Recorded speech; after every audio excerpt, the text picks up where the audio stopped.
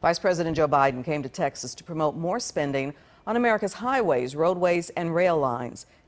You don't have to look hard to find examples of crumbling Texas roads and bridges, like the Irving Boulevard Bridge in Dallas that we've done several stories on.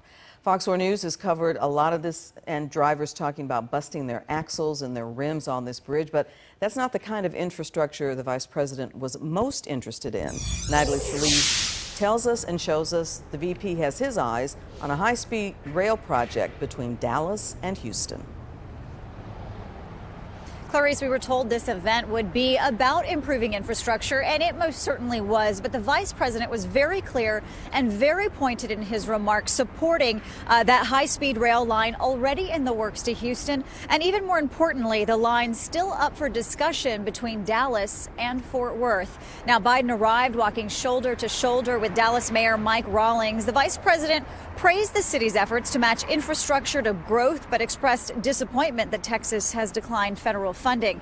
He praised the 240-mile high-speed rail slated for Dallas to Houston, which is a private venture backed by Japanese investors, but he hinted that there was still opportunity for government dollars for rail expansion.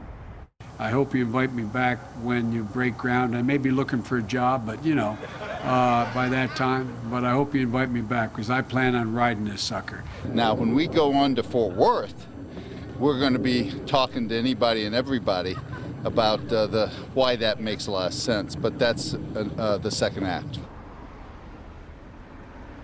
Rawlings says so far no timeline for a Dallas to Fort Worth line, but he does expect one soon. Rail to Houston is scheduled to break ground in 2017, with the first train making the 90-minute trip in 2021. Now, the vice president does say that there is likely to be a major announcement from the Japanese investors backing the rail line to Houston in coming weeks. He wouldn't say anything more than that. We also asked Mayor Rawlings if he knew, and he said he wasn't quite sure. So certainly something to keep an eye on. Clarice. All right, Natalie, thanks.